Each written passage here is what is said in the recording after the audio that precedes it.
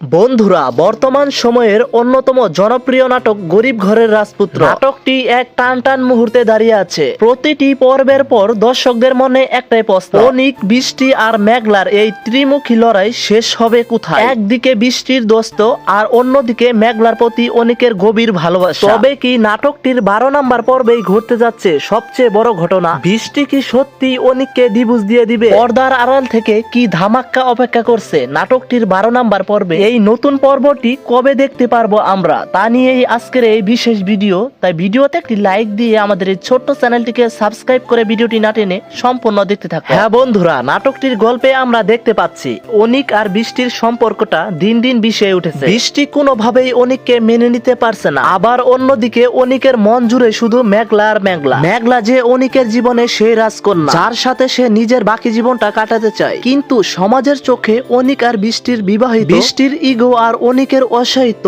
এই দুইয়ের মাঝে স্পষ্ট হচ্ছে মেঘলার আবেগ। এখন আবার অনেক দর্শকরাই বলছেন, অনিক যদি মেঘলাকে ভালোবাসে তবে কেন বৃষ্টির সাথে এই অভিনয় করতে যাচ্ছে? এবার আসা যাক সবচেয়ে আলোচিত প্রশ্নে, বৃষ্টি কি অনিককে ডিভোর্স দিয়ে দিবে?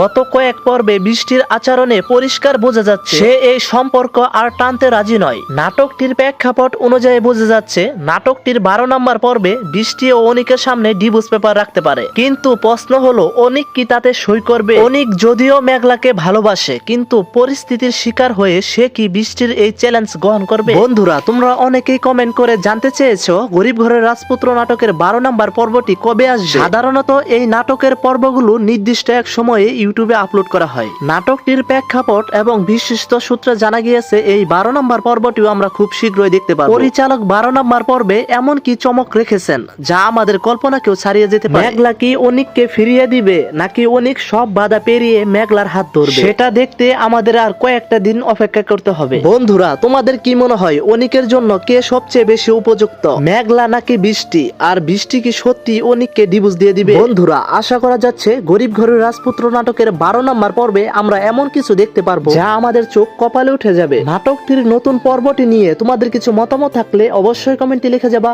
সবার আগে আপডেট ভিডিও পেতে আমাদের এই ছোট্ট চ্যানেলটিকে সাবস্ক্রাইব করে দিও। ধন্যবাদ।